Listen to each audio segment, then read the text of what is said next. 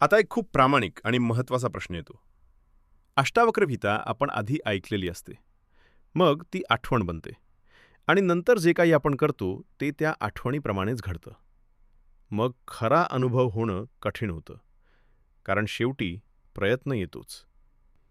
हा प्रश्न खूप खोल आहे आणि बहुतेक लोक इथेच अडकतात. थेट मुद्दा हो, अष्टावक्र गीता ऐकल्यानंतर ती आठवण बनते. मग आठवणच स्वतःला अनुभवासारखं सादर करते. म्हणजे मी करता नाही, एक कल्पना बनते. मी साक्षी आहे, एक आठवण बनते. काही करायचं नाही, एक मानसिक सूचना बनते. आणि मग जेव्हा जीवनात काही घडतं, राग येतो, दुःख येतं, गोंधळ येतो, तेव्हा आठवण लगेच सक्रिय होते आणि म्हणते, साक्षी रहा, हे माया आहे, असं वाटू नये. पण इथे खरी स्पष्टता नसते.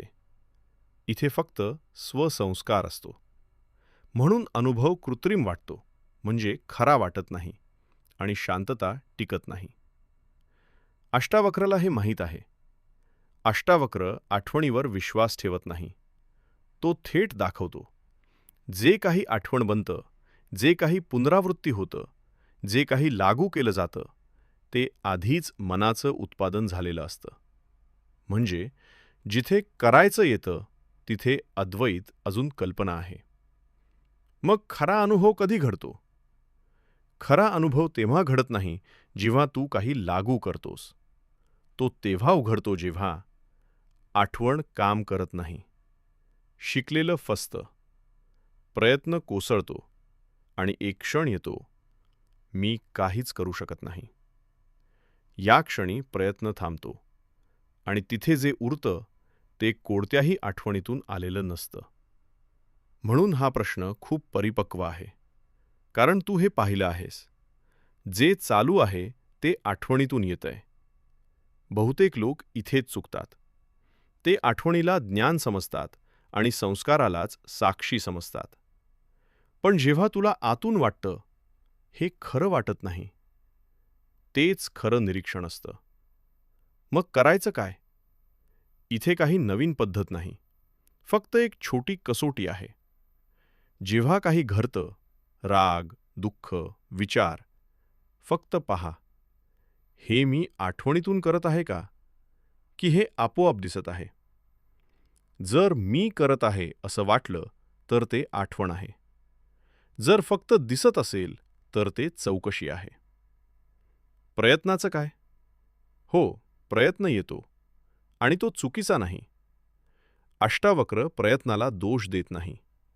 तो फक्त एवढं दाखवतो, प्रयत्न दिसू दे.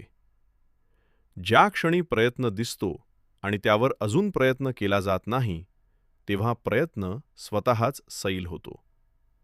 एक साधं उदाहरण. तू श्वास घेतोस, पण तू सतत विचार करत नाहीस, मी श्वास घेतोय. श्वास आपोआप चालू असतो.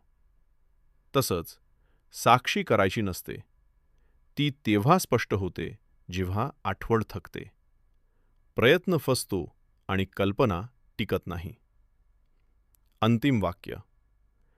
अष्टावक्र समजणं कठीण नाही. अष्टावक्रला आठवणीतून सोडवणं कठीण आहे.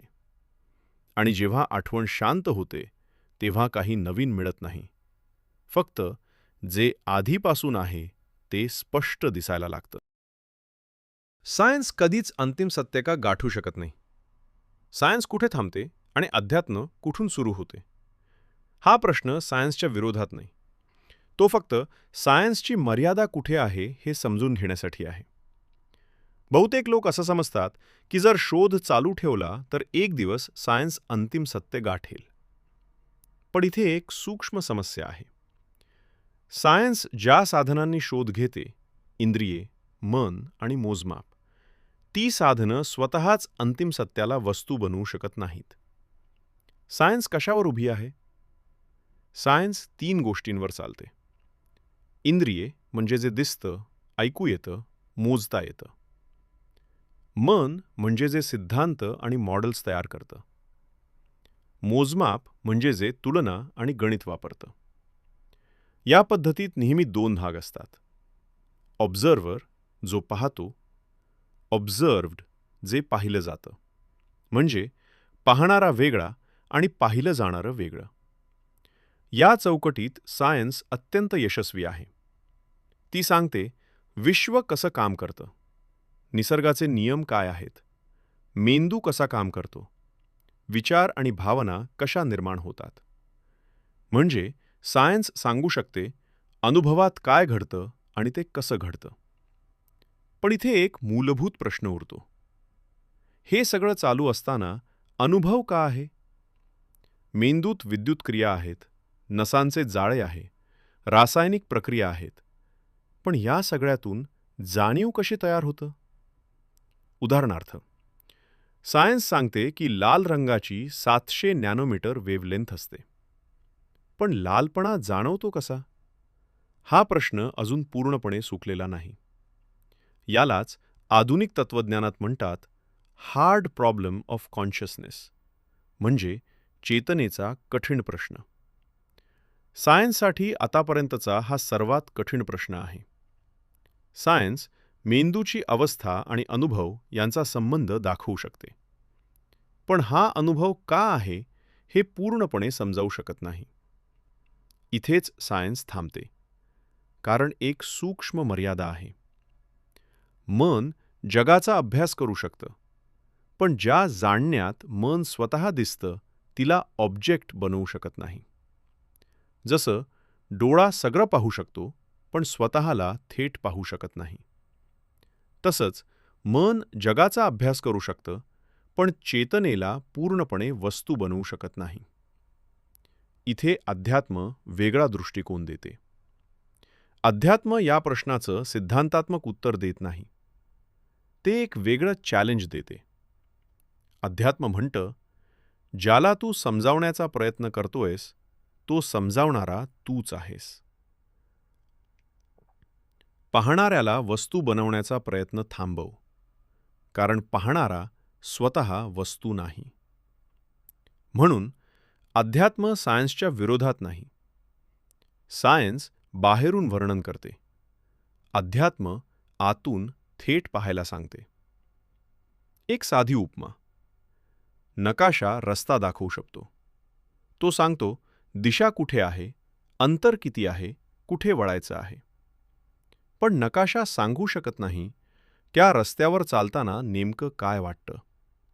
तो अनुभव नकाशाच्या बाहेर असतो. अंतिम स्पष्टता अशी आहे, सायन्स वस्तूंचा अभ्यास करू शकते, पण अंतिम सत्य वस्तू नाही. म्हणून सायन्स अपयशी नाही, ती अत्यंत शक्तिशाली आहे. पण तिची मर्यादा आहे. ती सांगू शकते अनुभवात काय आहे, पण अध्यात्म दाखवते अनुभव आहेच. अनुभव आहे हा तथ्य समजावून पूर्ण होत नाही. तो फक्त ओळखता येतो. आणि म्हणून जिथे सायन्स का विचारत थांबते, तिथे अध्यात्म शांतपणे म्हणते, हे पहा, हेच आहे.